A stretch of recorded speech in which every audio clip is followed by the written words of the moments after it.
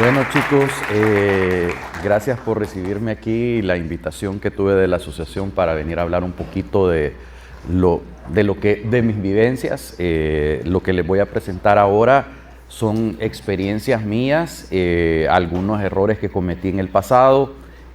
No es una verdad absoluta, no sé a quiénes le gustan Star Wars aquí, pero yo sigo el canon en contra de que los Sith dicen que solo hay absolutos. Yo soy más del lado Jedi. Donde hay diferentes versiones de las cosas como se pueden hacer. Entonces, no hay unos absolutos de cómo vamos a llegar a las cosas, pero sí hay ciertas realidades que las voy a tocar con ustedes. No hay que olvidarnos que estamos en una industria creativa, pero así como estamos en una industria creativa, también tenemos que pensar en la parte comercial. Entonces, nosotros directamente en Exola, trabajamos mucho con el tema de comercialización, de distribución, facilitar todas estas herramientas y vamos a ver un poquitito de eso, pero la idea va encaminada primero al tema, a un tema que es fundamental y que yo sé que cuando somos un poco más artistas, porque yo he trabajado mucho con artistas, mi hija tiene 16 años y es bien artista también, entonces a veces hasta sentimos como mal cobrar nuestro trabajo, pero no nos tenemos que olvidar que por las creaciones que nosotros tenemos que pagar la electricidad, el agua, la luz, seguir el estudio adelante, entonces también tenemos que tener una visión más amplia de los trabajos, de los proyectos en los que trabajamos. Entonces voy a hablar de eso un poquito. Para los que no me conocen, mi nombre es Alessandro Violo, trabajo para Exola, soy el vicepresidente de Latinoamérica para la compañía, que yo siempre digo, se oye bien bonito el vicepresidente pero en realidad soy el vendedor de Latinoamérica. Entonces, mi labor es trabajar con desarrolladores de juegos de toda la región, desde México hasta Argentina, pasando por Perú, Colombia, Brasil, incluyendo Brasil también está en esta cuenta. Y la idea es que ustedes conozcan un poquito, no directamente de las herramientas de nosotros, sino de las mejores prácticas que se pueden hacer para que ustedes puedan comercializar sus juegos. Y por ahí voy a comenzar con la palabra de comercialización. A mí me encanta utilizar esta palabra porque es una palabra muy holística. ¿Y qué es comercialización? Comercialización se entiende como el proceso de hacer que un videojuego o concepto de videojuego se convierta en un producto rentable. Oigan esa perspectiva de lo que es comercialización. Comercializar normalmente en español y en toda Latinoamérica, incluyendo Brasil, solo que ellos dicen comercialización, pero es lo mismo, se entiende como solo el acto de vender. Cuando ¿qué piensan en su mente? Levanten la mano los que piensan que es vender o no. Sí, ¿verdad? Comercializar se entiende como voy a vender. No, eso es como el concepto marketing. Por ejemplo, si yo hago anuncios, hago publicidad, hago promociones, hago etcétera, etcétera, etcétera, todo ese conjunto de cosas se llama marketing. Igual, la comercialización es un conjunto de cosas porque es un proceso el que se debe de seguir. No es solamente la parte de la venta. Entonces, Exola, donde yo trabajo, ayudamos con esa parte de la comercialización directamente en la parte de distribución, pero tenemos también otras áreas, que eso en su momento lo podemos hablar. La charla no va a ir de qué hace la compañía, sino que va a ir de tratar de acompañarlos a ustedes, y yo sé que ustedes tienen diferentes niveles, hay unos que apenas han sacado su primer juego, otros estarán trabajando en su segundo juego, su tercer juego, su cuarto juego, algunos son un poco más veteranos de estar en esto, otros recién van iniciando, entonces voy a tratar de acomodar un poco la charla en ese sentido. Entonces, yo divido el proceso de comercialización en tres aspectos grandes. Uno es la parte de conceptualización, development y testing. Entonces, conceptualizar el juego. ¿Qué es conceptualizarlo? Es qué mecánica va a utilizar el juego. Voy a trabajar en algo que ustedes conocen, que es el diseño del juego, ¿verdad? En el Game Design Document.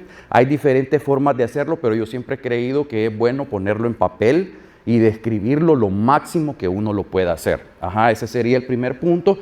Va la parte de desarrollo, que es programar, para los artistas hacer los assets, las animaciones, etcétera, y está la parte de testing.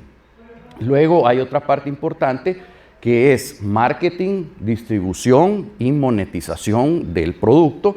Y la última es, si el caso, en el caso sea un juego, más que todo, esto aplica para los juegos que son free to play, tiene que haber un servicio posterior, ¿verdad?, de estar actualizando el juego, o si mi juego pues tuvo bastante éxito y voy a comenzar a sacar contenido adicional, así como acá el compañero, que él va a sacar un contenido adicional del juego porque tuvo un éxito previo, entonces va a ser una actualización, va a ser un DLC, va a ser un contenido agregado a eso. Entonces eso son como las tres grandes etapas. Y ojo que vamos a cambiar un montón de perspectiva. No sé si ustedes han visto esta fotografía antes o si sabrán por qué se las estoy trayendo aquí. Alguien que levante la mano. ¿Ah? Por Star Fox, sí. Esa foto está relacionada con Star Fox. No sé quiénes de ustedes conocerán Star Fox. O, no, quizás lo conocen, pero ¿quiénes de ustedes lo jugaron cuando Star Fox salió? Cuando salió. Quiero ver, ajá, en el sub, sí. Sí, ok. Yo lo jugué cuando salió el Star Fox. Y recuerdo en aquel tiempo que ver estas naves en un espacio tridimensional era algo, o sea, para mí, imagínense cambiar, yo venía de Atari. Mi primer videojuego fue el Asteroids. Imagínense venir de Asteroids a llegar, o sea, Asteroids era una nave literalmente en el espacio, y llegar a un Star Fox me hizo boom en la cabeza. ¿Por qué les traigo esta fotografía? Porque tiene cierta historia. Cuando estaban creando la conceptualización del juego, había un problema en aquel momento. O sea, váyanse a aquel momento donde no existía el 3D y estaban apenas desarrollando juegos en 3D. O sea, eso era como la inteligencia artificial ahora. Ajá, o sea, era algo sumamente innovador, sumamente actualizado, algo que no habían muchas personas en el mundo que lo hacían. Entonces, los creadores de Star Fox querían crear un juego donde había una nave espacial que iba por todo el espacio. Ajá, que iba volando sobre todo el espacio. Pero al volar en todo el espacio, ¿qué me va a dar la percepción a mí de estar arriba, estar abajo, cruzar izquierda, cruzar derecha? ¿Cómo voy a hacerlo? O sea, para los que han jugado juegos de avión, ajá, saben que a veces es bien difícil que si tú te perdés en un momento la dirección hacia dónde vas y no sabes si la tierra está abajo, si está arriba. O sea, llega un momento donde te perdés en el espacio. Ajá. Entonces ellos enfrentaron ese problema. Y cuando tenían la nave y comenzaban a jugar entre ellos para hacer las pruebas, siempre la nave, ellos no sabían a dónde estaban. Entonces, ¿cómo ponerle enemigos si tú andabas por allá, díganme un lugar retirado de aquí, en Cusco? Ajá, en Callao. Ajá, y los enemigos estaban allá al otro lado. Entonces era algo que no hallaban cómo hacerlo, porque había un descontrol de la persona que iba manejando la nave. Entonces, el creador de Star Fox, cansado de estar pensando el concepto y cómo lo podía mejorar, comenzó a caminar por este templo que se llama el Templo del Zorro. Ajá, comenzó a caminar el Templo del Zorro pensando cuál podría ser una solución. Y va caminando y dice, puedo crear unos portales para poder dirigir a las personas hacia dónde ir. Ajá, entonces tomó el mismo concepto del Templo del Zorro y lo adoptó para Star Fox. Y todavía fue más allá, porque la inspiración, hay un zorro, no les traigo esa foto, pero hay un zorro en el Templo del Zorro.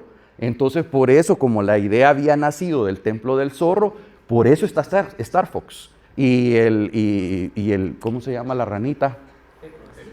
Pepin, ajá, entonces los personajes son personajes que están en el templo, o sea, literalmente los podés ver ahí en el templo. De ahí fue directamente la inspiración de Star Fox y le terminó poniendo Star Fox. Entonces, ¿qué es lo que les quiero decir? Que en la realidad que nosotros vivimos a diario, sea digital, sea realidad física, hay cosas que nos inspiran con el concepto del videojuego. Sí, esta es la parte muy creativa donde el diseñador del juego, donde el artista, donde el que juega convencionalmente, inclusive los que están en informática, ponen toda su inspiración de cómo va a ser el concepto del juego, ¿sí? Entonces, en esta etapa tiene que haber mucho research y buscar inspiraciones. Ajá, buscar inspiraciones. Yo, no me dejarán mentir, yo siempre cuando estoy con mis hijos, siempre estamos pensando, ¿y si hiciéramos esos juegos?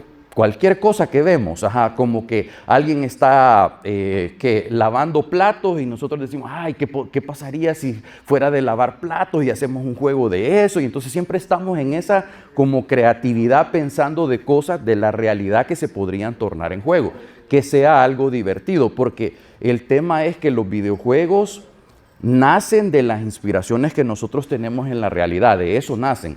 Por ejemplo, hay una historia bien bonita que con este juego de Grand Theft Auto, normalmente ¿de qué va Grand Theft Auto? Manejas y haces misiones y disparas, golpeas y etcétera, ¿sí? Pero el creador de Grand Theft Auto, él cuenta la historia, por el tema de qué puede ser divertido. Su hermano jugaba Grand Theft Auto y pasaba jugando, pero cientos de horas el juego, pero nunca lo terminaba. Hasta que una vez él le dijo, ¿y por qué nunca terminas el juego? Él lo que hacía era que se iba a toda la ciudad y iba a buscar solo carros rojos. Y tenía un parqueadero y se lo llevaba para ahí y luego se iba a buscar otro carro rojo, ya sea robado, estacionado. Entonces tenía una colección de carros rojos. Y eso era lo que a él le divertía. Eso era Grand Theft Auto para él. Entonces ese tipo de cosas es lo que crean lo que conocemos como metagaming también, ¿verdad? Que el metagaming son cosas donde tú has escrito un set de reglas de lo que va el juego, pero el jugador es el que haya otras formas de poderse divertir con él. Ajá. Todo eso es una parte bien importante, porque esa parte la vas a tener en esta de la parte de la conceptualización. Cuando yo estoy conceptualizando cómo va a ser mi juego, estoy creando todas las reglas, estoy creando qué es lo que podría ser mi juego divertido, y etcétera. Entonces, en esta etapa comienzo a definir cuáles son los elementos básicos del juego, las mecánicas. Luego paso a iterar y refinar las ideas, de las primeras ideas que tenía, comienzo a prototipar, aquí es donde se comienzan a hacer los prototipos, luego se comienza a colaborar con otras personas, con otros amigos, qué piensas de este juego, qué te parecería hacer esto, etcétera. Y a veces traten de preguntarle a las personas más random que puedan, inclusive personas que a veces no saben mucho de videojuegos, te dan buena retroalimentación. De hecho, mi esposa solo sabe que existe Mario Bros. Y hasta ahí. Ella no puede explicar, y ojalá que no vaya a ver el video de esto, pero por ejemplo mi esposa no puede explicar qué es lo que yo hago. Ella solo sabe que trabajo en Exola y que soy encargado de ventas, pero de ahí para allá ella no sabe qué es lo que yo vengo a conversar con ustedes, por ejemplo. Ajá, porque no está, pero yo siempre le pido retroalimentación. ¿Qué piensas de esto? ¿Qué piensas de lo otro? Porque es otra visión que va a tener y tal vez puede haber una inspiración ahí.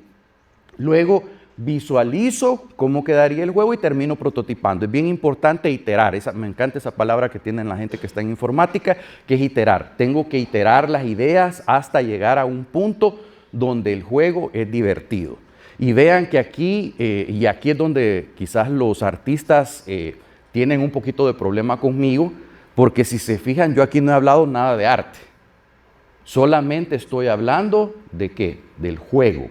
Porque lo importante, y eso lo he hablado con muchos desarrolladores y quizás habrán un par de desarrolladores aquí que les he dicho lo mismo, que solo porque tu juego tenga un súper arte bonito y llamativo, no quiere decir que tu juego sea bueno. O que la narrativa de tu juego sea una tremenda narrativa del juego y entonces que el dios X se transformó en el ángel y ese ángel salvó a la humanidad y todo ese rollo, a no ser que sea un juego narrativo, ¿verdad? De los point and click, narrativos, que ahí sí hace sentido más y más fuerte la parte de la narrativa. Pero en términos generales podríamos decir que lo más importante es que mi juego tenga mecánicas que sean divertidas, porque un juego es para entretenerse, para divertirse, y hay que tomar en cuenta que divertirse para cada una de las personas es diferente. Por ejemplo, como les digo, estas personas que, este creador, que el hermano lo que hacía era ir a parquear los vehículos y eso era Grand Theft Auto para él, pero él se divertía haciendo eso. Entonces, llegar y pensar cómo puedo conceptualizar esta experiencia que las personas se van a divertir. Ajá, entonces esa es la parte de conceptualización. Luego, que es la parte, como yo diría, más importante, porque siempre hablo con los desarrolladores, les digo, un juego es un juego tiene que ser divertido. Puede tener narrativa o puede no tenerla. No sé si han oído otro juego que se llama Pac-Man. ¿Ya han oído el Pac-Man? O estaban muy chiquitos quizás ustedes cuando salió el Pac-Man. Ajá, entonces está Pac-Man. Díganme cuál es la narrativa del Pac-Man. ¿Cuál es la historia? ¿Cuántos dioses salva? ¿Cómo hacen los fantasmas? Ah, pero ¿cuál es la historia ahí del fantasma? ¿Cuál es la historia? No tiene. Asteroids, el que les estoy diciendo, no sé si lo conocen, una navecita de destruir asteroides, no tiene historia. Ajá. Entonces hay muchos juegos que no tienen historia. Obvio, sí se necesita tener un concepto de dónde estoy, ajá, para darle un poquito más de inspiración al jugador, pero no es un pilar fundamental. El pilar fundamental de un juego es que sea divertido. Las mecánicas, que sean divertidas las mecánicas. Cuando muchos de ustedes le pichan sus ideas a publishers, a distribuidores. Los distribuidores lo primero que van a ver es el tipo de mecánicas que ustedes tienen, cuáles son las metamecánicas, el metagaming que ustedes están generando con esas mecánicas, con esa idea, y que eso sea divertido. Eso es lo más importante y lo más fundamental. Puede ser que el arte no sea tan bueno, puede ser que la historia sea mala, y ahí va a depender de cada jugador. Por ejemplo, yo soy el tipo de jugador, a mí me gustan los RPG, juego bastante RPG, Dragon Age, y etcétera, etcétera, pero yo realmente a la historia, yo solo le voy dando skip, y a seguir la partida, porque yo soy muy de acción. Entonces a mí me gustan los juegos, por ejemplo, Call of Duty. He jugado todos los Call of Duty que hay, todos, así literalmente, la campaña de todos de principio a fin. Son pocas las cosas que me recuerdo de la historia. Muy pocas, ajá, muy pocas que yo he dicho, ay, sí, es fundamental lo de la historia. Tiene una trama bastante compleja. God of War, Metal Gear, y comienzo a hablar. Yo casi no me puedo las historias porque yo soy el típico jugador que le voy dando skip, porque yo quiero saltar a la acción. Ajá. Hay otros que sí les gusta más el componente de la historia, entonces podemos trabajar un poco más la historia, pero lo fundamental es que tu juego sea lo más divertido posible. Y aquí vengo yo al quizás el punto medular, que no me lo van a creer, a veces he pasado semanas en este slide, o sea, no paso de esta slide porque creo que es bastante importante. La conceptualización, development y testing. Ok, ya vimos un poquito cómo es la conceptualización, vamos a entrar a la parte de development y de testing.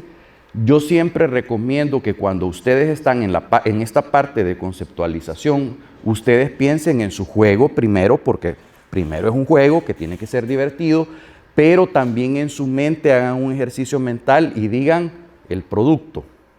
Y aquí ya va a ir a la etapa que quizás algunos dicen, no, pero es que no hay que pensar en el dinero, porque o sea, satanizan un poco el dinero. A veces se sataniza como tengo que hacer dinero con mi juego. Yo estaba con unos desarrolladores que a mí me decían, Alessandro, vamos a tener unos paquetes de monedas, pero vamos a tratar de no vender muchas para que la gente no se sienta mal. No, le digo, tú tienes que vender monedas, porque de alguna forma tienes que sobrevivir con tu estudio. Ajá. Tampoco estamos diciendo que sean súper agresivos con lo de las monedas, o de lo que quieran vender, pero si la gente lo va a comprar, ¿por qué no se lo voy a vender? Esa es mi psicología, ¿verdad? O sea, si alguien me quiere comprar un paquete de 1000 monedas por $1000, bienvenido. O sea, yo no. De hecho, nosotros tenemos clientes en Exola que tienen paquetes de $1,000 y $2,000 exclusivos. ¿Y saben quién los compran? Los jeques, los árabes, porque ellos quieren tener el skin que es único.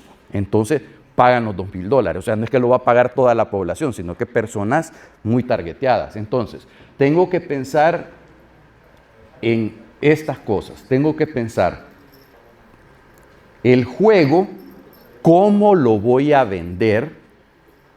Primero, ¿a quién se lo voy a vender? ¿Por cuánto lo voy a vender? ¿Cómo lo voy a vender? ¿Dónde lo voy a vender? Entonces ustedes me dijeran, Alessandro, pero es que este es un ejercicio comercial, no es un ejercicio de estar haciendo mi juego. Ok, cambiémoslo a versión developer. Cambiémoslo a versión developer. Si yo digo, yo como comercial, porque yo soy el de comercial, yo veo cómo lo vendo y veo el producto. Sí es lo que yo veo. Ustedes no lo ven así, lo ven como un juego. Entonces la primera pregunta tiene que ser, ¿quién lo va a jugar? ¿Quién va a jugar mi juego? Esa es una pregunta fundamental y que de hecho yo cuando comencé en esto de los videojuegos cometí ese error. El primer videojuego que yo hice era un videojuego que a mí me gustaba, pero a mi público objetivo no. Y saben que en mi teoría yo dije este juego era un juego para aprender inglés. Era Zelda para aprender inglés. Imagínense un tipo Zelda para aprender inglés. Los niños lo detestaron, no les gustó.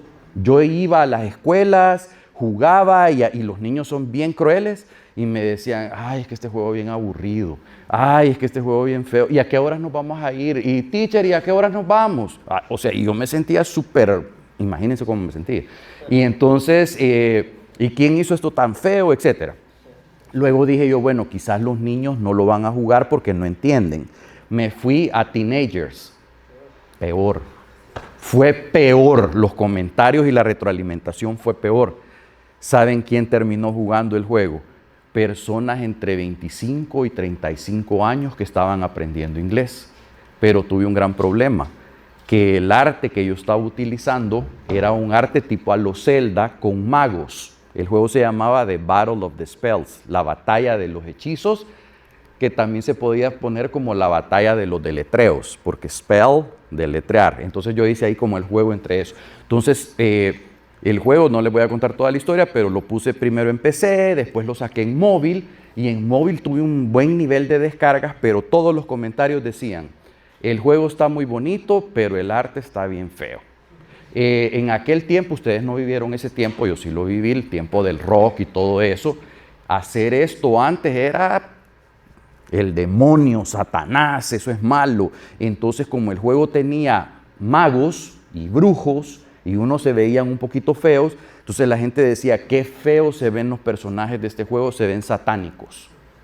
Y eso no deberían de dejarlo, que los niños lo jueguen. Esos eran como los comentarios. Entonces decían, qué bueno está el juego, pero el arte estaba malo. Entonces, ¿qué es lo que les quiero decir? Que no le pegué a la audiencia por ningún lado. A los niños sí les gustaba el arte, pero no les gustaba el juego. A los adultos sí les gustaba el juego, pero no les gustaba el arte. Entonces, yo no me hice esta pregunta tan básica. ¿Quién lo va a jugar? Imagínense, es una pregunta bien básica. ¿Quién lo va a jugar? Traspolándola a lo comercial es, ¿quién va a pagar por ese juego? Porque ustedes no me van a dejar mentir. No es lo mismo bajarme un juego gratis de la Epic Store que realmente ir a Steam y pagar por el juego. ¿O es lo mismo? O sea, ustedes compran un juego en Epic Store, por ejemplo. ¿Quiénes compran en la Epic Store? Un par, ok, un par. En Steam compra. Normalmente en Steam vas y compras. Ok, ¿por qué pagas por el juego? ¿Por qué pagan por los juegos? ¿Por qué gastan tanto dinero en juegos? Para los que juegan, ¿verdad? ¿Por qué gastan tanto dinero en juegos? Para perder el tiempo, dice tu mamá.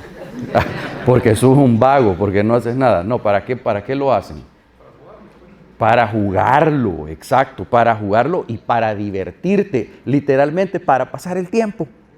Porque no me van a decir que solo juegos educativos compran. Es mentira. O sea, lo jugamos ¿por qué? Porque vamos a pasar un buen tiempo, porque nos vamos a divertir. Eso es lo primero que pensás.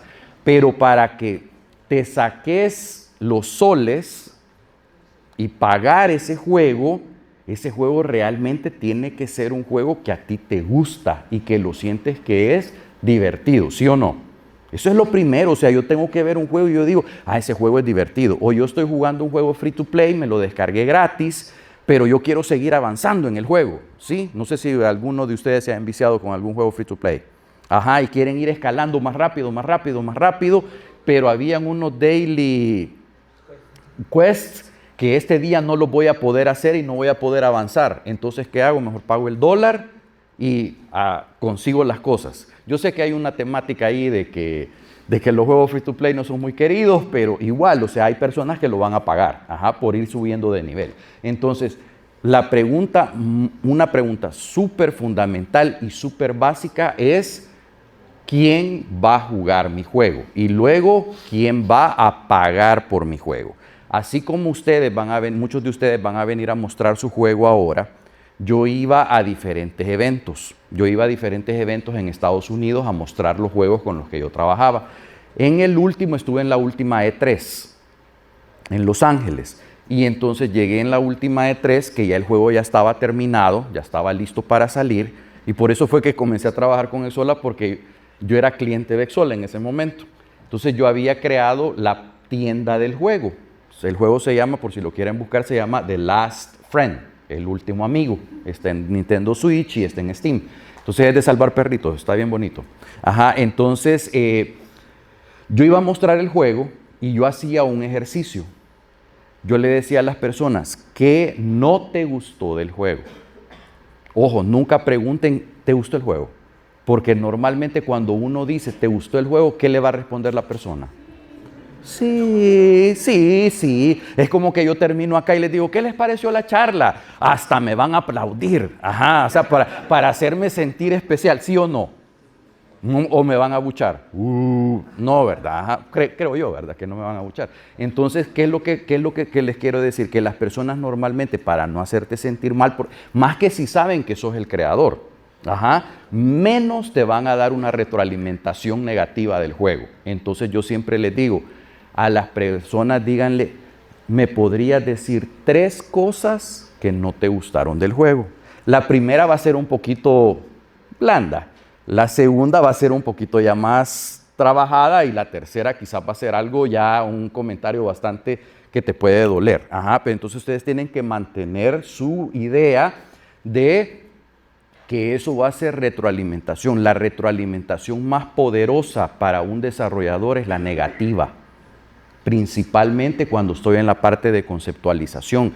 Que las personas me digan por qué no le parece aburrido, por qué le parece absurdo, porque a veces así, es que no entiendo este juego, y así te dicen literalmente, es que no entiendo qué es lo que tienes que hacer, no le hallo cuál es la diversión. O sea, ustedes tienen que llegar a ese punto donde las personas se abren con ustedes. Yo tenía una táctica, la táctica que yo les hacía era, yo soy el de comercial, y yo vengo a oír todo lo malo del producto. Comenzaban y hasta lo grababa. Ahí tengo el estudio, el estudio con el que trabajaba, lo grababa y le decía, ok, ¿qué fue lo que no te gustó? Y lo grababa y en tiempo real se lo mandaba a los desarrolladores.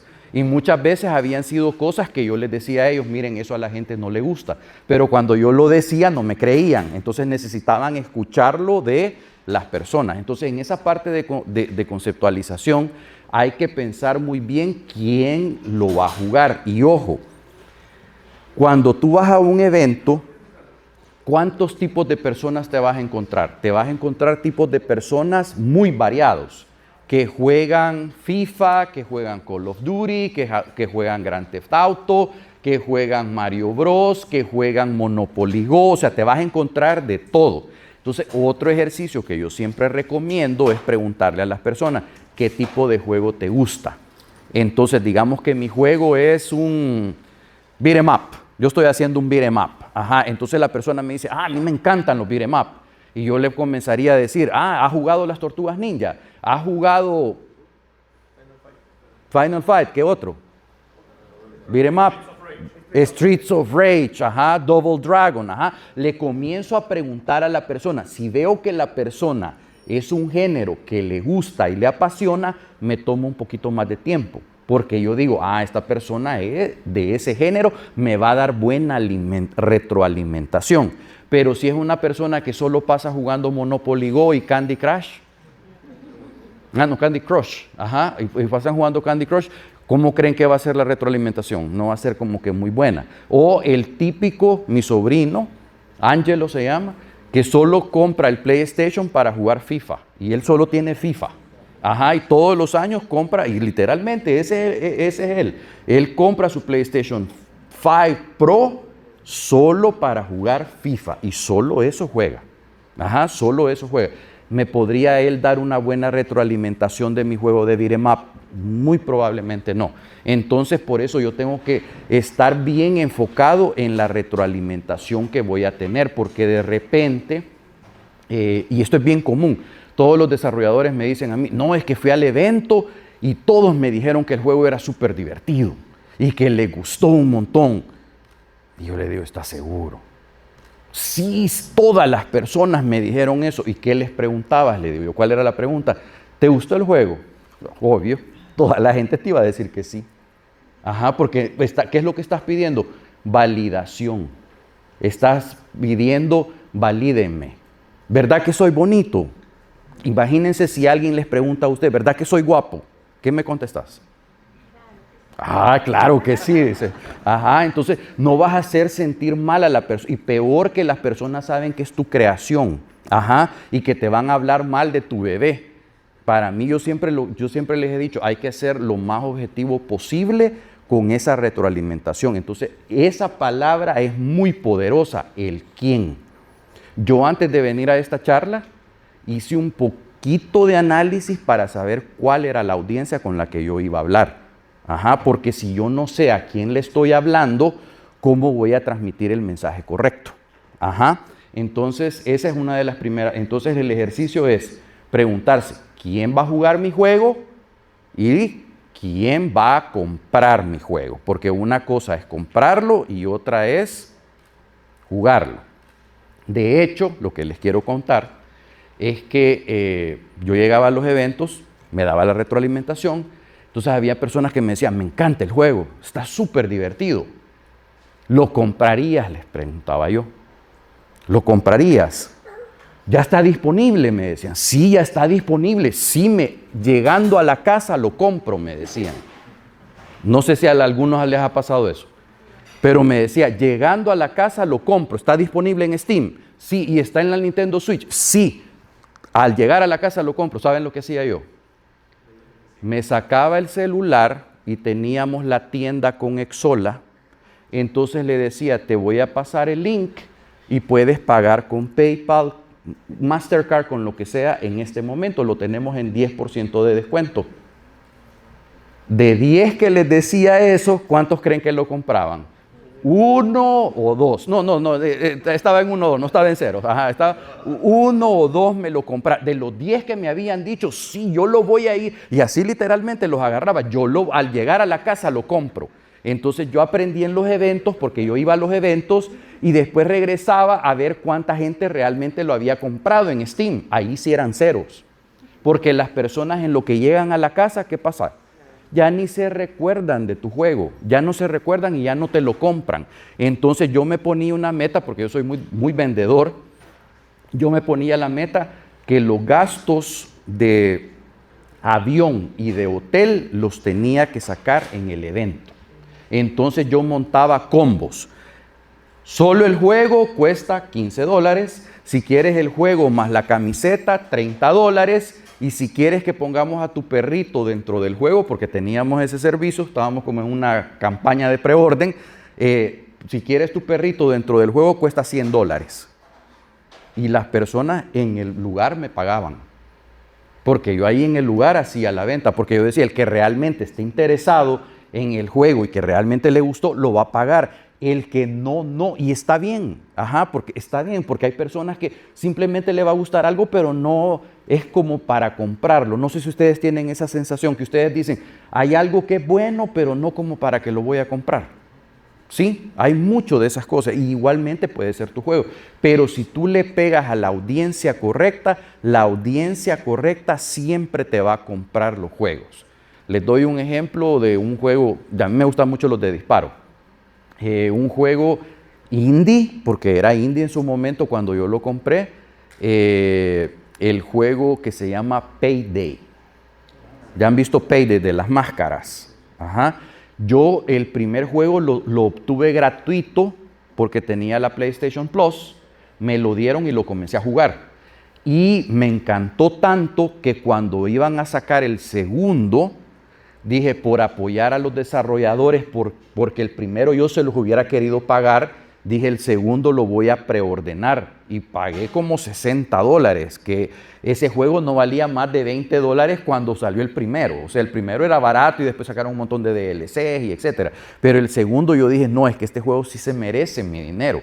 Y así son las personas en general. Entonces, y ahí va el punto, ¿quién lo va a jugar? Por favor, y así se los pido y se los ruego porque yo ya pasé por ese problema y lo he visto en muchos desarrolladores, que la respuesta de esa pregunta nunca va a ser yo. Esa es la única respuesta que no puede haber ahí. ¿Quién va a jugar este juego? Yo. Los jugadores como yo lo vamos a comprar. Tengo mis dudas. Entonces, ¿qué es lo que tengo que hacer? Pruebas. Tengo que probar. Porque normalmente queremos hacer juegos. Yo ya pasé por esa etapa donde yo quería hacer los juegos que a mí me gustaban. Y eso quizás no era lo que las personas querían. Por ejemplo, ahora los juegos móviles son los juegos que están dominando el mercado. En temas comerciales, el juego móvil es el que está dominando y el modelo free to play es el que está manejando. De hecho, la última estadística que hubo es que los jóvenes ya no compran juegos. No sé si ustedes sabían eso. Los jóvenes ya no están comprando muchos juegos. ¿Por qué? Porque ellos prefieren ver el juego. Entonces tengo que buscar formas alternativas de cómo voy a comercializar ese videojuego. Ajá. Entonces todo eso va de la primera. La siguiente, ¿por cuánto lo voy a vender? Y aquí esa palabra de por cuánto lo voy a vender engloba un cúmulo de cosas. Tengo que hacer un pequeño research del género y el tipo de juego que estoy haciendo. Otra experiencia que yo tengo con los developers. Ando en México, Argentina, Brasil, etcétera, y todos me dicen, Alessandro, mi juego es único. Nunca ha salido este juego con las mecánicas y todo. Y yo les digo, deteneme la cerveza, porfa. Y me saco el celular y le digo, mira, aquí está 1, 2, 3, 4 juegos que son parecidos. ¿Cuál es la diferencia con el tuyo? No los había visto estos juegos. Y a veces juegos que yo digo, ¿cómo es posible que no vio al juego líder en ese rubro? No sabía de ese juego. ¿Qué quiere decir? Que no hizo un estudio de mercado ni por cerca, ni por mínimo. Ajá. Entonces, ¿qué es lo que pasa? Que comienzan a hacer juegos que realmente en el mercado ya está y puede ser que ya hayan fracasado también. Ajá, que tengan muy malas métricas de venta y tú estás haciendo el mismo juego. Y les estoy diciendo, o sea, eso es algo súper básico. Ahora yo les digo, ocupen inteligencia artificial. Agarren inteligencia artificial, díganle, piensa como que eres un gerente comercial de la industria de los videojuegos. Ya le dan el prompt y le dicen, búscame los 100 juegos parecidos. Te va a dar un montón de errores. Ya después tú vas a ir sacando cuáles son las métricas, cuáles son los géneros, etcétera, y desde ahí hay que partir. Porque tengo que saber por cuánto lo voy a vender, dónde me voy a ubicar en ese nicho de mercado. Porque hay desarrolladores que a mí me dicen, Alessandro, yo voy a vender el juego en $40. Yo le digo, pero es que tu juego parece de A5. No, yo he visto... Permitime, agarrame la cerveza, tenemos.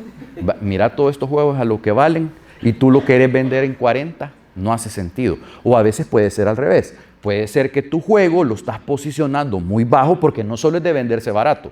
Puede ser que tu juego lo estás dando apenas por $5 cuando en realidad la competencia lo da 20, pero como no se vende en precio normal.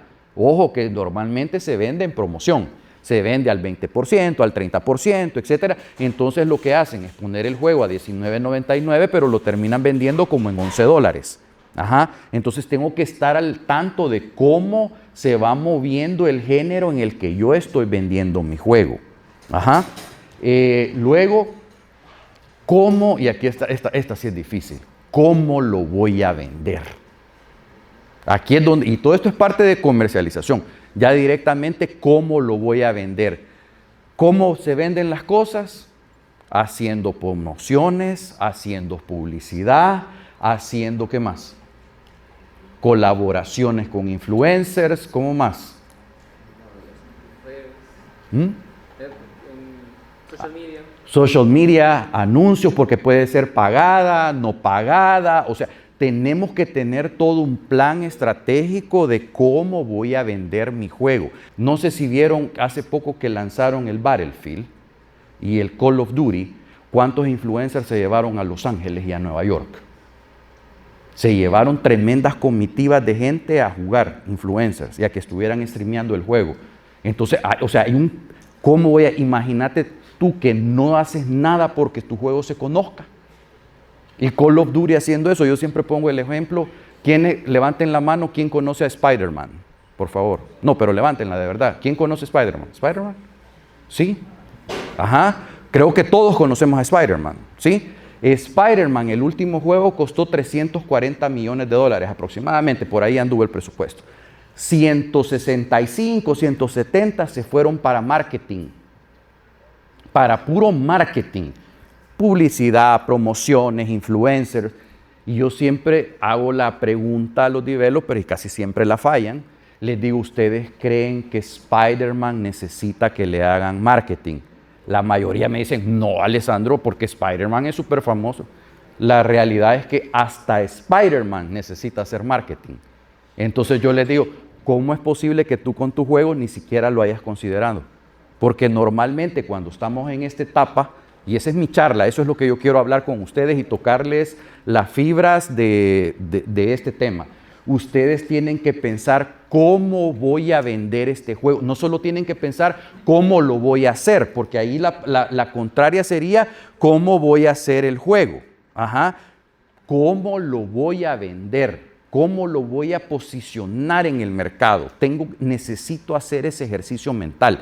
Este año tuve la fortuna de que me invitaran como jurado al Big Festival en Brasil y estaban en vivo haciendo el pitch y todo, y un desarrollador estaba haciendo un juego que era como Demon's Souls y Diablo, era como un RPG hack and slash, más o menos, y el juego bonito, y levanto la mano y le digo yo, mira, me encanta el juego, pero pensando yo como consumidor de ese tipo de juego, porque me gusta Diablo, porque me gusta Dark Souls, porque me gusta Demon's Souls, ¿qué me va a hacer convencerme de comprar tu juego y de no comprar la expansión de lo que sea? Me dijo, porque yo estoy trabajando con un grupo de 10 influencers que solo juegan Diablo y Dark Souls, solo juegan Hack and Slash. Y ellos van a tener el juego en exclusiva solo para tener contenido nuevo mientras llegue el siguiente DLC del juego. Y la ventana que tengo, me dijo, es entre junio y agosto. Una cosa así me dio la explicación, pero me la dio bien. Le dije, el mejor juego, les dije a todos, el mejor juego. Para no hacerles la historia larga, en septiembre han vendido más de 100,000 copias a $20. Imagínense cuánta plata han hecho. 20 millones, pero ellos la tenían clarísima. Ellos no querían hacer un juego no querían hacer el siguiente God of War, no querían hacer el siguiente Dark Souls, no, estaban haciendo una copia literal de Diablo, o sea, era Diablo, lo veías y era como Diablo, no tenía nada especial. Ellos lo estaban preparando porque los influencers necesitaban contenido nuevo y así lo iban a promocionar. Se los dejo, el juego está en Steam, se llama Hell Clock, se llama el juego. Vayan y vean. ¿Cómo? El presupuesto de ellos andaba como por $250,000 más o menos, por ahí. Luego, ¿dónde lo voy a vender? ¿Dónde lo voy a vender? ¿Qué significa? ¿Qué plataforma voy a utilizar? Si estoy haciendo mi juego para una plataforma PC, si lo estoy haciendo para móvil, tengo que definir también dónde lo voy a vender. Entonces tengo que hacerme todas estas preguntas. ¿Por qué me las voy a hacer? Porque hay decisiones claves que yo tengo que tomar con mi estudio. Tengo que decidir cuál va a ser el alcance del juego. Tengo que decidir cuál va a ser mi plataforma primaria. ¿Va a ser PC, va a ser consola, va a ser móvil? ¿Cuál va a ser mi primaria? No quiere decir que no puedo hacer cross-platform, sí lo puedo hacer, pero tengo que pensar cuál va a ser mi primaria. Luego, ¿qué tecnología voy a utilizar? Voy a ocupar Unity, voy a ocupar Unreal. Esto ya es un poco más técnico, pero tienen sus cosas. Por ejemplo, yo he hablado con desarrolladores y estuve en GDC hablando sobre esto con desarrolladores de juegos móviles y les dije, ¿qué opinan de las nuevas herramientas para móviles de Unreal? No, Alessandro, todavía Unreal no está ahí para juegos móviles. Seguimos utilizando Unity.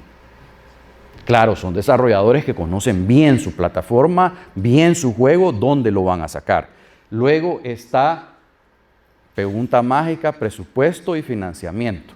Normalmente, ¿cuánto era más o menos el presupuesto de Spider-Man? Digamos 300 millones y pusieron 50 millones en marketing. ¿Cuánto deberían de ustedes poner en marketing? Imagínense que su juego cuesta $20,000, digamos, hacerlo. ¿Cuánto se debería de destinar a marketing? Mínimo, unos 6,000, 8,000. Pero es que yo no voy a poder terminar el juego. Entonces el juego es inviable. Porque tengo que pensar en esa parte, no solo tengo que pensar cómo voy a hacer el juego. Y teníamos la semana pasada una charla con un publisher, que lo puedo decir aquí, se llama Plugin Digital. Estábamos en una charla con los de Sanda aquí en Perú. Y él decía, Alessandro, tú les dices a los desarrolladores que hagan marketing para su juego. Si eso es trabajo del publisher, ¿por qué lo va a hacer el desarrollador? ¿Por qué lo va a considerar el desarrollador? Creo que estás en un error. Y le dije yo, sí, no. ¿Se recuerdan que les dije que yo no tengo absolutos? Yo no tengo absolutos, yo trato de ver todo de las diferentes. No es lo mismo llegar a negociar con un publisher con 100,000 wishlists en Steam que con 100. ¿Ustedes creen que va a ser el mismo nivel de negociación? Para los que ya tienen un poquito más de rodaje, ¿ustedes creen que va a ser el mismo nivel de negociación? Obvio, no va a ser.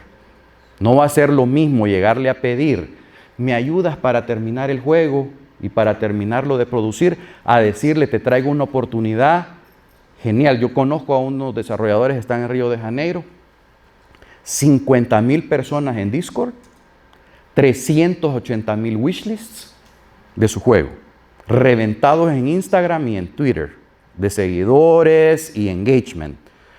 ¿Ustedes cómo creen que ellos están negociando sus contratos? Ellos no están haciendo global publishing, ellos lo que están haciendo es regional distribution. Agarran un distribuidor en Asia, otro en Europa, entonces van en ciertas regiones, porque ellos, su juego es bien fuerte en Estados Unidos y en Brasil. O sea, ellos ya dominan ese mercado. ¿Por qué le van a dar el 50% de ganancias a un publisher? Se lo van a dar por el trabajo que el publisher va a hacer, pero en otras regiones. Sí me captan la idea. Porque si ustedes no tienen eso bien claro, van a perder también oportunidades, porque cuando ustedes firman con un publisher le dan todos los derechos. Les digo, yo he estado ahí. Usted le da todos los derechos y usted ya no puede hacer nada con el juego. Nada. No puede ni siquiera ir a dar una charla del juego porque hay que pedirle permiso al publisher y decirle, vamos a hablar del juego, vamos a hacer eso. Ah, ok, está bien. O sea, quedan restringidos en la parte comercial, ¿sí? Y ustedes tienen que pensar, ok, le voy a dar todos los derechos. Entonces tú me puedes decir, sí, Alessandro, pero yo no les voy a dar todos mis derechos y les voy a negociar X cosas. Sí, pero ¿qué tienes para negociarle en contra? Si no tienes nada, solamente tienes el juego. Y a veces solo está el concepto del juego. Entonces, por eso es que hay que ir pensándolo bien. Y está la última parte, que es Publishing Model. ¿Cómo voy a hacer el modelo de publicación de mi juego? ¿Me voy a ir por una publicación global solo con uno? ¿Me voy a ir con diferentes publicaciones o me voy a ir solo con distribuidores? Porque no es lo mismo publishing que distribution. Y si no lo saben, vayan ahí y le preguntan a ChatGPT. ¿Cuál es la diferencia entre publishing y distribution? Son dos mundos diferentes. Una cosa es publicar el juego, otra es distribuirlo. Una cosa es, voy a hacer un deal de distribución con este europeo.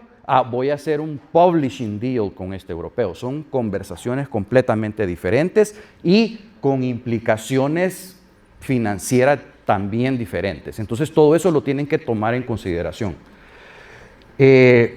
Luego hay preguntas difíciles que hay que hacerse es, ¿voy a autopublicar mi juego o lo va a publicar alguien por mí?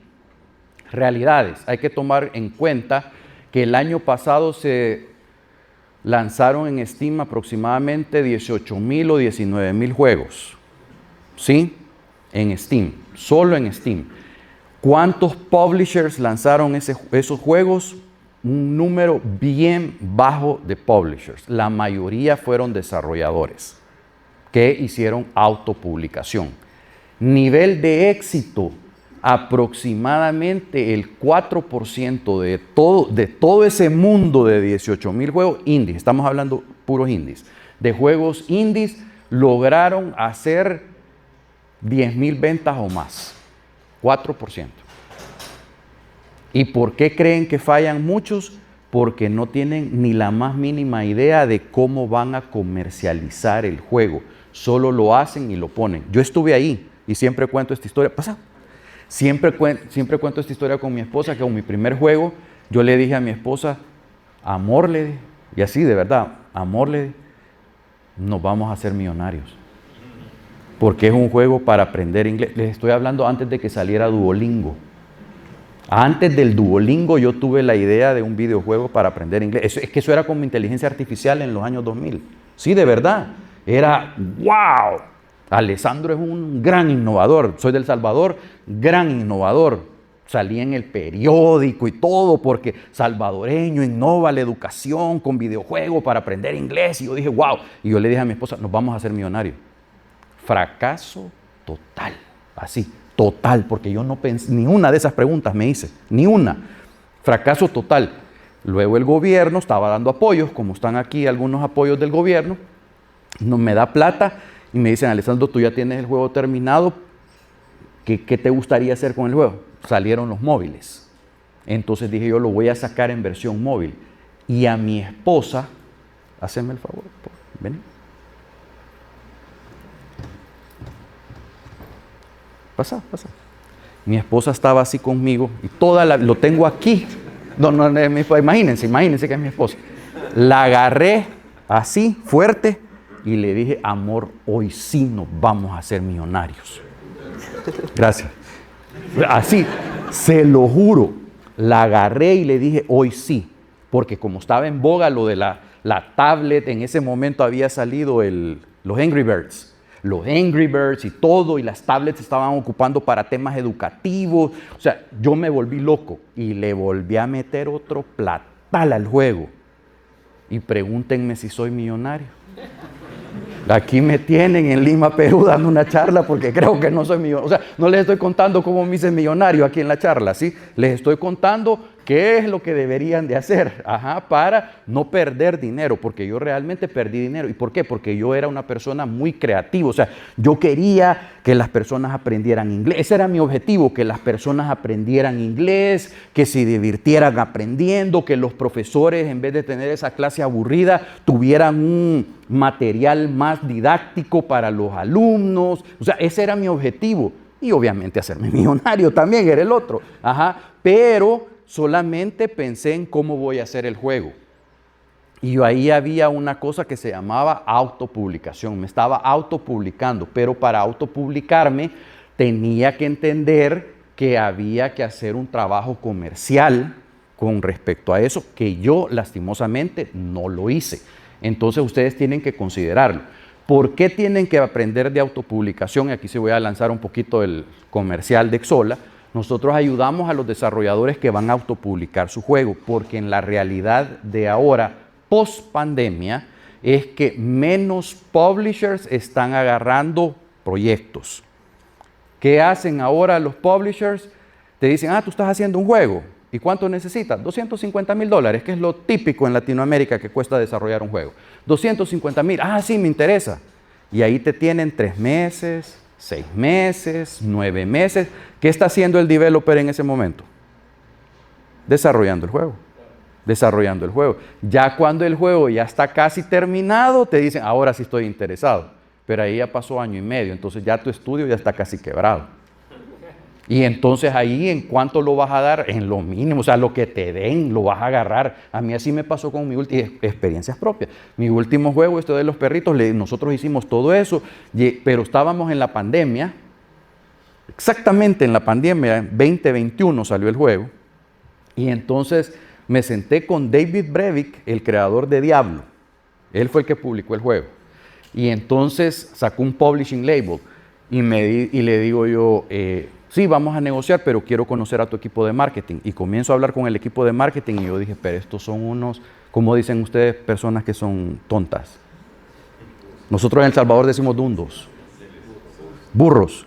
Yo me di cuenta que eran unos burros para hacer marketing. Así, literal. Eran gringos y todo, pero dije yo, no, si yo he hecho más que ellos. Pero, ¿cuál era y se lo dije a mi socio, esos no saben, y era el primer juego de ellos. O sea, no era que no sabían, sino que nosotros íbamos a hacer el cuy, o sea, el conejillo de Indias. Íbamos a hacer el cuy de ellos para sacar el juego, su primer juego, y de ahí aprender. Entonces, por eso aprendizaje nos pagaron exactamente 250,000. Nos dijeron, yo les dije, porque yo me senté con ellos y les dije, miren, nosotros no somos tan burros, aunque seamos del Salvador y latinos y que nos ven con el arco y la flecha, tampoco no crean que somos tan atrasados. Entonces yo sé que hemos hecho un buen trabajo por el juego, ya lo tenemos completo, denme una garantía de por adelantado de ventas. Eso se llama minimum guarantee. Entonces le dije, denme un mínimo de garantía por el juego y yo se los doy para que ustedes lo publiquen. Entonces ellos me dijeron, ¿cuánto quieren? Nosotros les dijimos 280, 250 me dijeron. Bueno, era pandemia y dije yo, bueno, cerrémoslo. Y salimos tablas. Salimos tablas porque realmente como fuimos el conejillo de Indias, entonces el primer juego fracasó. Hoy están sacando un juego que han facturado más de 100 millones de dólares. Ese mismo publisher. Claro, ya es el séptimo juego que ellos sacan, ya están más avanzados y etcétera. Entonces, ¿qué era el problema? Que nosotros no teníamos bien clara la estrategia comercial. Puede ser que hayamos hecho más dinero, podría ser, no sé. Luego, la parte de marketing, no sé cómo estamos con el tiempo, Loren. Ok. Bueno, la parte de distribución y marketing, cuando voy a decidir, y aquí voy a ir rapidito, cuando ustedes están en una decisión, ¿qué hago? Le doy mi juego a un publisher. Ajá, ustedes están hablando con el publisher. Ajá, ¿qué tienen que buscar? Ustedes tienen que buscar que estén alineados al género de juego que ustedes están haciendo. Porque cuando yo veo un publisher que tiene como 300 juegos de diferentes tipos de género, primera red flag, primera alarma. Yo les diría, vean qué les ofrecen, pero no creo que vaya a ser un buen publisher. Porque los publishers normalmente se especializan en cierto tipo de juegos y tienen un catálogo ya más o menos de cómo es los juegos que ellos sacan. Pero el publisher que quiere sacar de todo, y ahí les voy a contar una historia después a los demás, no la puedo decir en público, pero hay un trasfondo de eso. Luego está track record, que sea un publisher que tenga experiencia. Porque los developers solo escuchan, publisher, ¿a dónde firmo? Dicen. Sí, yo voy a GDC, voy a la EVA, voy a Gamescom Latam, solo voy en la palabra publisher. No todos los publishers solo porque son publishers son buenos. O sea, hay buenos y hay malos. Luego, market reach. Tengo que entender ese publisher a dónde es bueno. Esa es una pregunta y ustedes le tienen que decir cuáles son tus mercados más importantes. Ya la conversación cambia. Cuando ustedes le dicen al publisher en cuáles mercados ustedes tienen un mayor reach, dónde tienen más influencers, dónde tienen... Estados Unidos, en Europa. Ok, entonces no te voy a dar en Asia derechos. Así es como se negocian los contratos. No le voy a dar global porque ellos lo que hacen es que ellos ustedes le dan derecho global y ellos agarran partners en otros lugares para que hagan la publicación. ¿Sí me entienden? Ahí están dejando ir dinero ustedes por ese pequeño desconocimiento. Luego, que sean developer friendly. Hay unos publishers que son muy abiertos a escuchar las ideas de los desarrolladores. El último publisher que nosotros tuvimos, como David era ex desarrollador de juegos, muy abierto, muy buena onda y todo. Entonces tienen que buscar que haya un poco de alineación en ese sentido. Pero lo más importante, yo estudié Derecho, es entender el contrato, los términos de contrato. Imagínense que esta charla es de videojuegos, ¿verdad? Casi que no hemos hablado de juegos. Tienen que entender de contratos. Sí, Alessandro, pero yo no entiendo de contratos. Ok, hay que contratar a un abogado. Tienen que buscar un abogado porque ahí están todos los términos. Yo he leído unos contratos donde el contrato dice, es una palabra bien fea que yo ocupo en la realidad y no se la voy a decir ahorita, pero el contrato decía, el desarrollador va a pagar todos los costos de marketing y promoción del juego hasta que los recupere el publisher. Y luego de ahí va a haber un 50% entre cada parte. Después de eso, que se tenían que pagar los costos de lo que supuestamente ellos tenían que hacer. Y luego de eso, dice, si quieres sacar un DLC o cualquier otra versión posterior, nosotros de forma unilateral, decía, vamos a decidir si puede salir esa. Entonces yo les pregunté a ese publisher, ajá, entonces, pero ustedes dicen que ustedes no están teniendo derechos sobre la propiedad intelectual. No, me dijeron, sobre los derechos de publicación. Y yo, pero eso es como que te digan, sí sos dueño de la casa, pero no puedes vivir en la casa. Básicamente, derecho de dominio, derecho de usufructo. ¿Ya saben cuál es el derecho de dominio y el de usufructo? Si no saben, pregúntenle a ChatGPT. Ajá, entonces sí, son cosas que tienen que irlas averiguando de cómo funcionan. No solo es de hacer el juego. ¿Cómo puedo ver qué publishing partner puedo tener? Tengo que estudiar, y aquí está un poco de la historia de lo que les estaba diciendo. Yo me he encontrado con contratos que dicen perpetuo hasta que la otra parte, o sea, el publisher, termine el contrato. Esa es una tremenda ilegalidad, porque no hay contratos perpetuos. Ajá, pero igual lo pusieron. Localización, no estoy hablando del publisher que nos publicó, este es otro publisher. Y el publisher va a proveer localización, inglés, francés, para el lanzamiento. Esto también iba en los costos que nosotros teníamos que pagar. O sea, ellas iban a contratar a una agencia y nosotros íbamos a pagar con el juego, con las ganancias del juego, los costos de la agencia. O sea, íbamos a terminar pagando todos. Y al final yo les pregunté a estos, porque definitivamente con ellos no firmé, les dije yo, y entonces al final ¿ustedes qué hacen? Manejar el proyecto, me dijeron, productores. No, entonces para productor mejor voy yo. Mejor que a mí me dé el derecho el estudio. Y yo era inversionista eran juegos móviles, porque estos eran de móviles. Los de móviles son bien criminales, los de móviles, para negociar. Entonces, quizás voy a terminar con esto. El mensaje final que les quiero dar para los que están comenzando, los que ya sacaron su segundo o tercer juego, posiblemente hasta los que ya sacaron su octavo juego.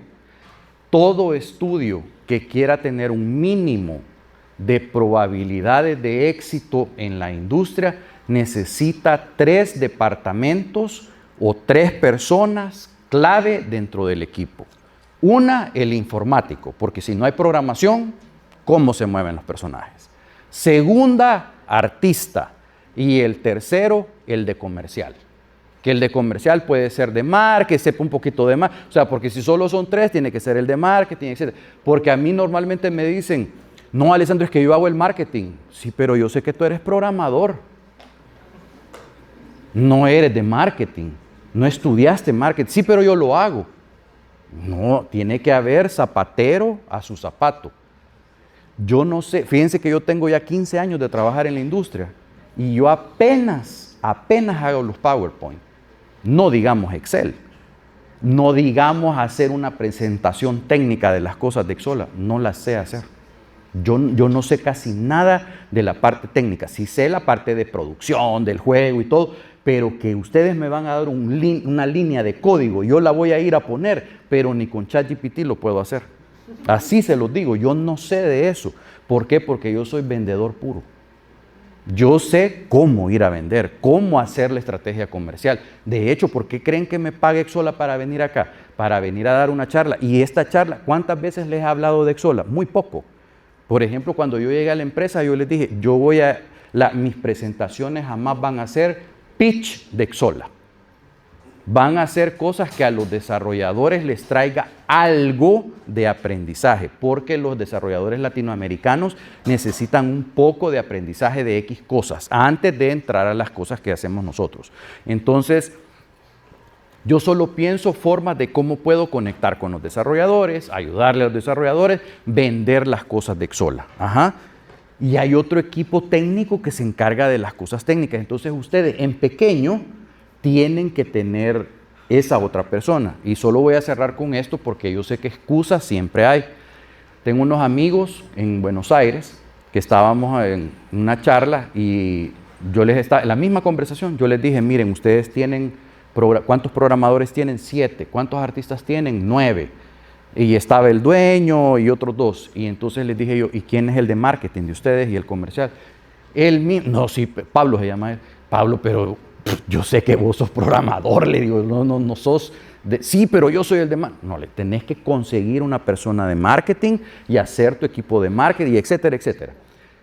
Long story short, hicieron todo eso, ahora son un pequeño publicador de juegos en Argentina, ya ahí subieron de nivel, tienen 2 personas de marketing y acaban de firmar un contrato para una serie animada que se llama Baki, que salió en Netflix, no sé si les suena, uno de pelea, de box. Pues ellos hicieron un juego que se llama Thunder Ray, que básicamente es Punch-Out.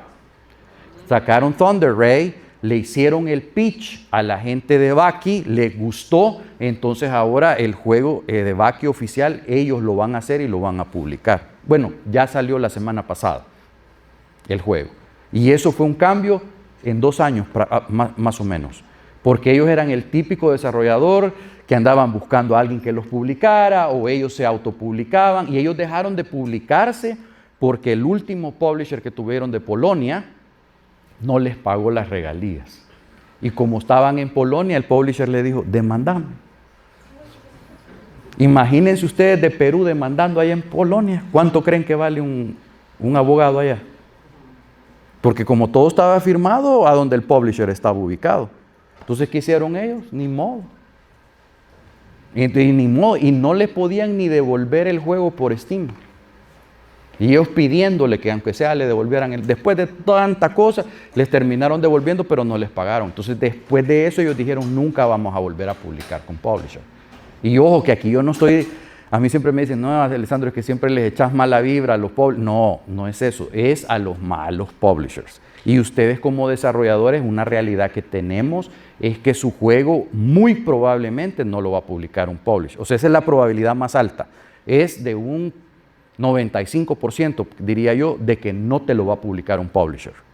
Porque los publishers publican de toda la vastedad. Estoy hablando de 19,000 juegos en Steam al año, de como 30,000 en Google Play y Apple, de toda esa magnitud. Es muy poco el porcentaje de desarrolladores que encuentran un publishing deal. Y un publishing deal, menos. Entonces tu juego tiene que considerar todos esos aspectos. Así que solo para cerrar, mi estudio tiene que tener 3 áreas. Cuando voy a autopublicarme e inclusive cuando voy a buscar un publicador. Alguien de marketing, alguien de desarrollo y alguien de arte. Así que ahí les dejo un poco de mi visión. Esta es mi visión de lo que debería de ser. Cada quien tiene que encontrar su forma de cómo va a hacerlo, pero esta ha sido como mi visión hasta ahora. Creo que tenemos tiempo para un par de preguntas o estamos ya al límite. Estaría bien un par de preguntas. Ok, si alguien tiene alguna pregunta o si no está de acuerdo conmigo, igual. Justamente quería preguntarle. ¿Te gustó la charla? Ya ven que les digo. Ajá. Por ejemplo, a ver, teniendo en cuenta lo del publisher y el autopublicarse, sí. Yo, por ejemplo, ya estoy desarrollando juegos en Roblox. En Roblox. Sí. Ok, buenísimo. Entonces, básicamente yo normalmente ya me estoy autopublicando porque no veo factible ahorita ir a buscar un publisher. Ajá. Estoy manejando el marketing con un equipo pequeño de unas amistades.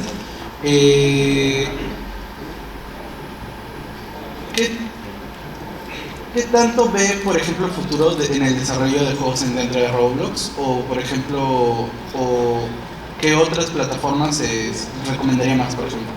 Bueno, está Roblox, está Minecraft, está Maple Factory, creo que se llama, y creo que están habiendo muchas más plataformas en las que se pueden desarrollar. Bueno, de hecho Fortnite también ha sacado lo de las islas que podés hacer. Entonces yo creo que el futuro de este tema de juegos sí va a ir mucho más allá, porque esto yo recuerdo cuando, para los que estamos un poco más viejitos, que en la PC el mod, ¿verdad? Que el mod normalmente lo hace alguien de la comunidad, ¿sí? Entonces todos estos juegos de plataformas, me refiero a plataformas como Roblox, ellos le dan la accesibilidad a cualquier persona del mundo a que pueda utilizar la plataforma para hacer sus propios juegos y su propia versión de Roblox. Entonces creo que eso va a surgir más y más y más, porque básicamente es el efecto IKEA. ¿Ya saben cuál es el efecto IKEA, verdad? ¿Han oído del efecto IKEA? Vayan a buscar a ChatGPT.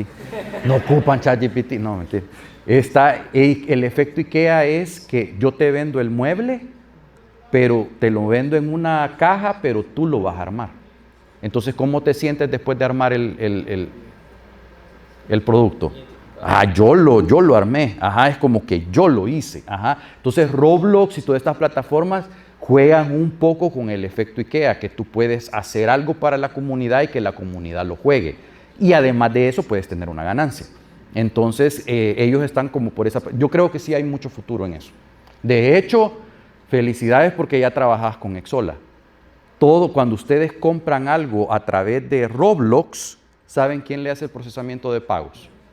Exola. Nosotros tenemos una plataforma de pagos que tiene más de 1000 métodos de pago, entonces cada vez que ustedes compran un V-Box, pasa por una tarjeta de crédito, pasa por un pago alternativo, nosotros les proveemos a ellos todo el servicio de transaccionalidad del juego.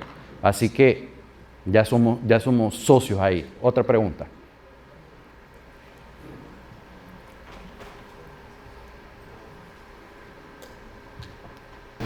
Hola, ¿qué tal? Gracias. Yo quería saber, en cuanto al marketing digital, cuáles son las páginas que generan la mayor cantidad de conversiones en porcentaje a la hora de intentar hacer ads en ellos, ¿no? O sea, ¿Cuál red social? No necesariamente qué red social, qué página genera la mayor cantidad de conversiones, ¿no? Porque puedes tener una app de video, una app de motor de búsqueda, una app de redes sociales. Ok. Te voy a responder con una frase que dije de los Sith. No hay absolutos. Va a depender de tu juego. Porque puede ser que tu juego le vaya muy bien en TikTok. Hoy está funcionando bien TikTok. Pero puede ser que no le vaya bien en TikTok y le vaya bien en Facebook. De hecho, yo creo que ayer lo hablaba con alguien que está aquí, que me dice, yo me quedé sorprendido porque mi juego todas las vistas las tenía en Singapur, en otros lugares que yo nunca me imaginé que mis anuncios iban a llegar. Entonces ahí va mucho prueba de error. De hecho, yo admiro mucho a la gente de juegos móviles porque ellos todos son métricas. Entonces ellos hacen pruebas, sacan más o menos 100 videos por semana, cambiándole el color de la vestimenta, agregándole algo, poniéndole bigotito, poniéndole sombrero. Hacen muchas pruebas para ver qué le atrae a las personas, cómo le dan clic. Entonces eso va mucho de prueba del tipo de juego y dónde probablemente tu audiencia vaya a estar. Por ejemplo, hoy mucha de mi generación, a mí me da risa porque yo antes era súper moderno para mi familia, que ocupaba Facebook. Y ahora, ¿qué dicen los jóvenes? No, es que Facebook solo es para viejos, me dicen mis hijos. Sí, es que ahí solo los ancianos están, me dicen. Porque hoy Facebook se convirtió en una red social para personas. Entonces, si tus personas están en Facebook, Facebook sería el camino. Por eso es que yo tengo que entender. ¿Se acuerdan cuál era la primera pregunta que les dije? ¿Cuál era la primera pregunta? ¿A quién le voy a vender el juego? Entonces tengo que tenerlo súper claro. Entonces cuando yo tengo claro a quién le voy a vender, puedo generar teorías, porque inclusive no son certezas.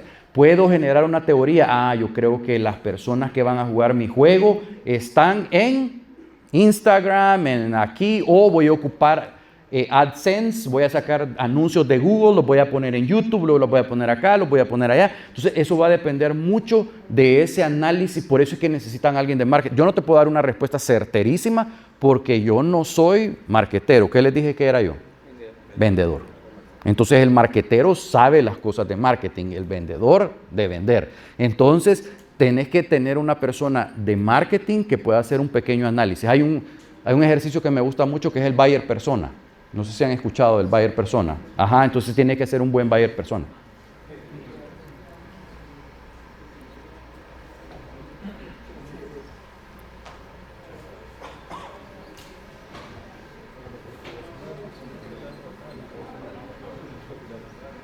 Hola, ¿qué tal? Ante todo agradecer la charla, pero sí te quería decir que me quedó una cosa en... Que no te gustó, va. Ya me voy a hacer sentir mal. Me gustaría que después de la charla, porque sé que no hay tiempo, nos dejes en claro qué es Xsolla y cómo nos ayudaría, porque me quedé con la idea de que puede ser una solución que nosotros de repente... Es que el objetivo de la charla es que te quedes con el gusanito, así que vamos a hablar. Entonces, y de repente es algo valioso y nos gustaría que... Sí, hay mucho valor en lo que nosotros presentamos, pero como les digo es, primero que ustedes logren un poquito de conocimiento y podemos hablar. O sea, mis redes sociales están abiertas, me pueden buscar, bueno, voy a ir a la primera. Yo ocupo mucho LinkedIn. Ya me busqué bien en LinkedIn, he hecho así hasta con inteligencia artificial. Alessandro Violo, solo yo aparezco en LinkedIn. Entonces, si me buscan en LinkedIn como Alessandro Violo, ahí nos podemos seguir. Y quizás, ¿tiempo para una más? Sí.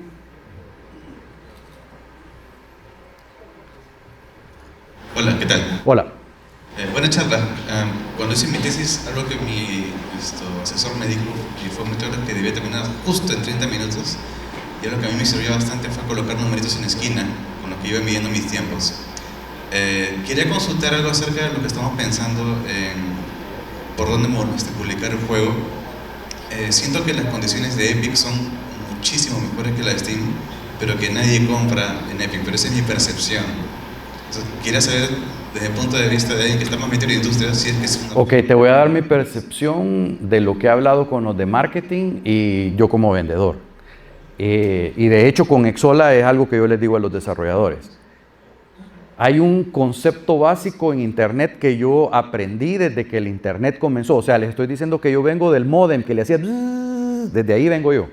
Entonces, un concepto básico que había era que tú tenés que estar presencialmente en todas las plataformas que se puedan. Porque eso te va a subir el algoritmo. Y, por ejemplo, en el caso de Epic, no te cuesta nada subirlo. En Steam todavía sí hay que pagar por la cuenta. Sí, para abrir una cuenta de publicador de Steamworks se pagan como $120, no es mucho, pero se paga. Epic creo que no se paga. Xsolla tampoco se paga y así hay muchas tiendas que tampoco se pagan. Entonces hay que tratar de posicionarse en el ranking porque eso te va a lograr posicionar en el ranking de búsquedas. O sea, cuando alguien busque un juego parecido a ese, si estás haciendo un juego de plataformas y disparos, y a las personas les gusta eso, muy probablemente tu juego que está en tantas partes va a comenzar a subir de ranking. Entonces ahí la recomendación que sería es la persona que está haciendo, tienes a alguien que se encarga de comercial en tu equipo. Ahí te voy a mandar la cotización. Gracias. Ok. No, realmente tienen que tener a alguien. Ustedes tienen que tener ok, tú sos el comercial, sos el vendedor, ok, sube el juego a todas las plataformas. Ese es el trabajo de esa persona, subirlo a todas las plataformas, firmar todos esos contratos, darle todo ese seguimiento. No, es que yo no tengo y no tengo para pagarle, pero igual te puedo decir, pero si tienes artista, si tienes programador. Entonces tienes que buscar el recurso porque tienes que tener una persona dedicada solo haciendo eso. Ese sería como mi consejo. Ok, bueno. Yo creo que sí, ya nos quedamos, pero voy a andar por acá, si me quieren consultar o algo. Les voy a... Gracias. Les voy a pedir, tal vez si nos podemos hacer un poquito así para sacar una foto que se vea, para que mi jefe vea que ando trabajando.